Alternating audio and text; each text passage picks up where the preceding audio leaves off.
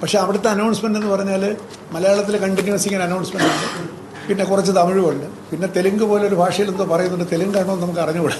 അപ്പോൾ അതുകൊണ്ട് ഇതൊക്കെ കുറച്ചൊന്ന് മോഡിഫൈ ചെയ്തിട്ട് പ്രോപ്പറായിട്ടുള്ള ആളുകളെ വച്ചിട്ട് തന്നെ തെലുങ്കിലും തമിഴിലും കന്നഡയിലും മലയാളത്തിലും കൃത്യമായ അനൗൺസ്മെൻറ്റ്സ് നടത്തണം.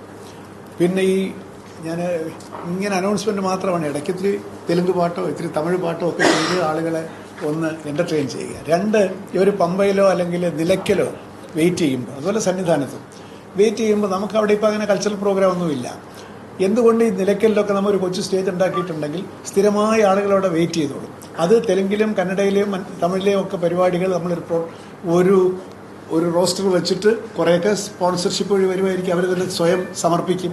അല്ല, പ്രധാനപ്പെട്ട ആളുകൾക്ക് ഇത്തിരി കാശ്, അതിനൊരു കലണ്ടർ ഉണ്ടാക്കി അത് പബ്ലിഷ് ചെയ്ത് so that they are taken care of. പിന്നെ ഇൻഫർമേഷൻ കിയോസ്കുകളൊക്കെ തന്നെ ഈ ഭാഷയിൽ കൂടി അവിടെ ലഭ്യമാക്കിയാൽ അവർക്ക് വളരെ കംഫർട്ടബിളായിരിക്കും. നമ്മൾ തന്നെ ഒരു സ്ഥലത്ത് പോയാൽ മലയാളത്തിൽ അന്വേഷിക്കാൻ പറ്റുമെങ്കിൽ നമ്മൾ കുറച്ചൊരു കംഫർട്ട് ലെവൽ കൂടും.